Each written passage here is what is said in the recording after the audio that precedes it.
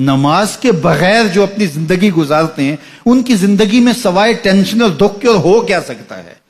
خشوع کے ساتھ نماز کرنا سیکھو. نماز پڑھنے کے بعد آپ ہلکے پھلکے پاؤ گے اپنے آپ کو.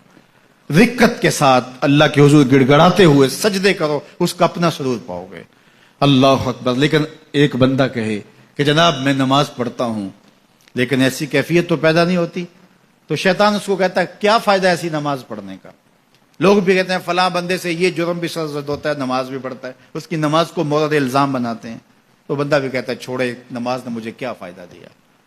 لیکن کہا نہیں, نماز نہیں چھوڑنی. پہلے فرمایا نماز میں خشوع کرتے ہیں, یہاں فرمایا نماز کی محافظت کرتے ہیں. اگر کسی وجہ سے خشوع پیدا نہیں ہوتا چھوڑتے پھر بھی نہیں ہے.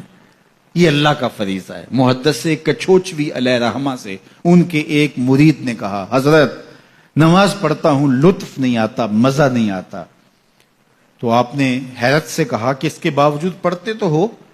کہا جی وہ تو اللہ کا حکم ہے, وہ تو پڑھتا ہوں. تو محدث کچھوچوی علیہ رحمہ جھومنے لگے, کہا واہ واہ تم لطف کے بندے نہیں اللہ کے بندے ہو. تمہیں سرور نہیں آتا پھر بھی پڑھتے ہو, اس کا مطلب ہے تم سرور کے لیے, مزے کے لیے, لطف کے لیے نہیں پڑھتے, تم تو اللہ کے لیے پڑھتے ہو. اللہ اکبر. تو بندہ سرور نہیں بھی آ رہا پھر بھی اپنے آپ کو کھینچ کے لا رہا ہے مسجد کے اندر. خیال تنگ کر رہے ہیں پھر بھی مصلی پہ اپنے آپ کو کھڑا کر رہا ہے. سوچیں اس کو آوارہ پتے کی طرح کبھی ادھر پھینکتی ہیں لیکن پھر بھی وہ کھڑا ہوا ہے کہ میں نماز پوری کر کے جانی ہے.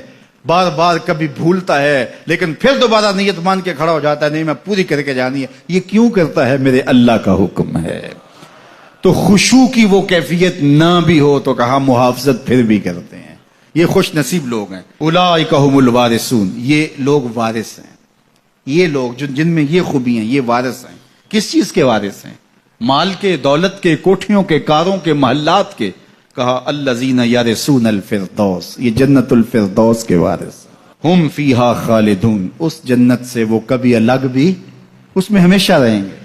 چونکہ موت کو بھی موت آ چکے گی, اب موت بھی نہیں, اب ہمیشہ رہیں گے. اللہ تعالیٰ فرمائے گا اردیتم, جنتیوں کیا راضی ہو؟ اہل جنت کیا تم راضی ہو؟ تو وہ کہیں گے ہمیں کیا ہوا کہ ہم راضی نہ ہوں, ہمیں تو وہ ملا جس کا ہمیں تصور بھی نہیں تھا. ہمیں جنت مل گئی, محلات و قصور مل گئے.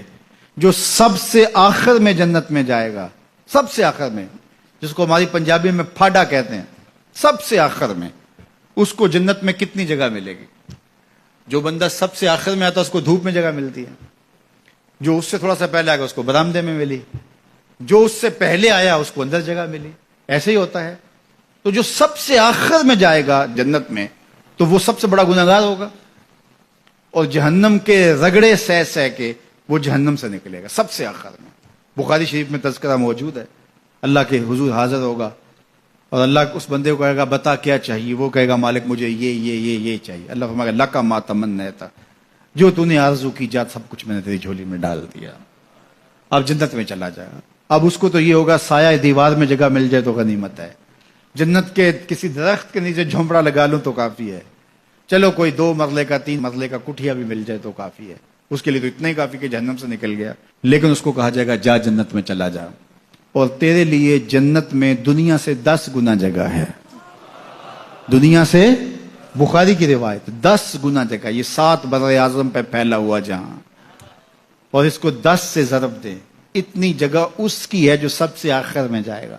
جب اللہ یہ فرمائے گا تو وہ کہے گا اتسخر وانت الملک, میرے رب تو مجھے رب ہو کے مذاق کر رہا ہے, مالک ہو کے مجھ سے مذاق کر رہا ہے, بادشاہ ہو کے مجھ سے مذاق کر رہا ہے. اس کو لگے گا ہی نہیں کہ مجھ کو, میں ساری زندگی پاپ کرنے والا لیکن ایمان کا چراغاں تو اندر تھا. اللہ اکبر. آج نکلے گا تو جنت میں سب سے آخر جانے والے شخص کو کتنی جگہ ملے گی؟ دنیا سے 10 گنا جگہ دنیا سے سب سے آخری شخص کو, پھاٹے شخص کو ملے گی. پھر بلال حبشی کی جاگیروں کا عالم کیا ہوگا؟ ابو بکر عمر کی جاگیروں کا عالم کیا ہوگا؟ بابا فرید گنج شکر